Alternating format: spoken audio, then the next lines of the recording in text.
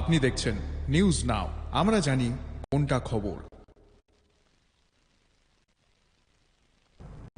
সোমবার সকালবেলায় জোলাইবাড়ি বিধানসভা কেন্দ্রের কলসি সৎসঙ্গ পাড়ায় স্থানীয় একটি শিব মন্দিরের ভেতরে যুবকের রক্তাক্ত মৃতদেহ উদ্ধার করেন স্থানীয় মানুষ।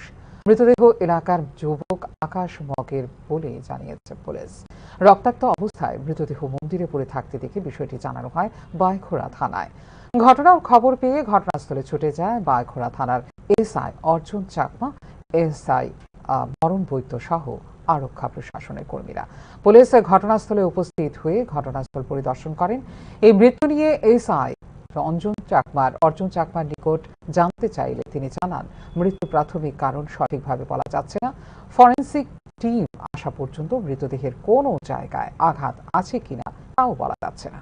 ফরেনসিক টিম আসলে মৃতদেহ তল্লাশি করা হবে এবং ময়না তদন্তের পর মৃত্যুর সঠিক কারণ জানা যাবে বলে জানিয়েছে পুলিশ।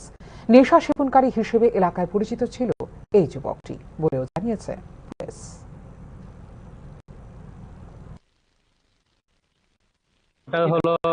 জায়গাটা হলো কলসির সৎসঙ্গ পাড়া।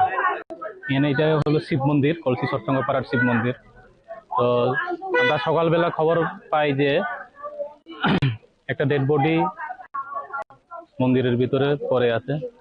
তো সেই মোতাবেক আমরা এসে দেখি যে আকাশ মগ নামে একজন 18 বছরের যুবক মৃত অবস্থায় পড়ে আছে। তো যথারীতি আমি আমাদের সিনিয়র অফিসারদের জানিয়ে দিই এবং ফরেনসিক মোবাইল টিমের জন্য ফরেনসিক মোবাইল টিমদের খবর দেওয়ার জন্য অনুরোধ করি। সেই মোতাবেক ফরেনসিক মোবাইল টিমদেরকে খবর দেওয়া হয়। আমিও পার্সোনালি ফোন করেছি, তারা এখন রাস্তাতে আসতেছে।